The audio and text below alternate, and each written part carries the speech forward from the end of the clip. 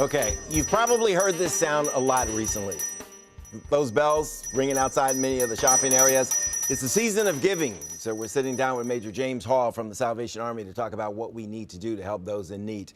You know, we keep hearing that the stock market going through the roof. We keep hearing that unemployment is low and the times are so great, but they're not great for a lot of people, right? That's correct. There's always need, and we always say that need has no season, and so we're always trying to do what we can to meet those needs wherever they are. Yeah, and this has been an incredible year already. I mean, because of natural disasters, and you say a lot of people have already dipped into their pockets, their bank accounts to help elsewhere. Yes, the hurricanes that recently came upon us, our community was wonderful. We were able to raise almost $1.5 million just here, and 100% of that goes toward hurricanes.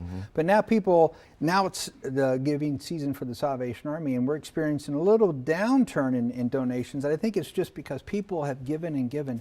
So we're trying to encourage people to remember that we have local needs, and everything they give locally stays local. Yeah, and let's talk about those needs. What are the needs? If we talk about homelessness, if we talk about addiction, if we talk about children out there, run it down for us so people who don't know. Well, it's very interesting. Thank you for asking. That last segment that you just talked about, the human trafficking, we're opening, we found a niche where we could help out, and that's human trafficking. We're going to be opening a shelter for women to have a safe place, because that is a big problem right now. Right. There's an opioid problem. Absolutely. So we have some centers that focus on drug addiction, and then we also have some homeless, not homeless, we call it transitional housing for single mothers that have children, younger mothers that are needing to learn some skills. We also have youth building programs and character building programs. We try to meet the need, whatever the community is, we try to meet it right there. And right now, Christmas time is the need that we're trying to work on, being able to make sure we have enough. I think we have 12,000 children we're working on helping this year. You know, normally when I say to somebody, what's the need? I kind of know the answer. Right. You went on and on. I didn't know it was this big, that the Salvation Army is in all of these places, and I've done a number of stories on some of what you're talking about. Right, right. Well, we've been in this area for 130 years. There you go. Now, I haven't, but the Salvation Army has. And in that 130 years, our mission has never changed, but the methods have changed based on what the needs are. And so that's what we're trying to do, is keep up with whatever there happens to be some human need. We're trying to meet that need. You know, a lot of times people don't appreciate the history. In a couple of sentences, what's the history of the Salvation Army? How did it come about?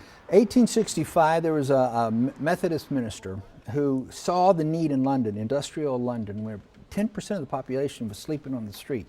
And he decided it was his job to start working with the poor. And that's where our story began, helping those who really needed something more than just a hand up. They needed something to give them encouragement to move on. Yeah, and the person who's ringing the bell at the shopping areas, who is that? Let me tell you, that's perfect. I thank you for asking that. We have a lot of volunteers. We need more, of course, because all that money goes toward our Christmas and then year-round services. But believe it or not, we also have people that we pay. And the reason why is these are people that come, and instead of asking for help, we're saying, how about if we put you to work? How about if you, and we call it putting pride in their back pocket. They work, they feel good about being able to be self-sufficient. And so when we say not just a hand up, not a handout, but a hand up, that's what we mean. Yeah, Major, thanks a lot. I appreciate all Thank you you, guys Bruce. do. Appreciate it.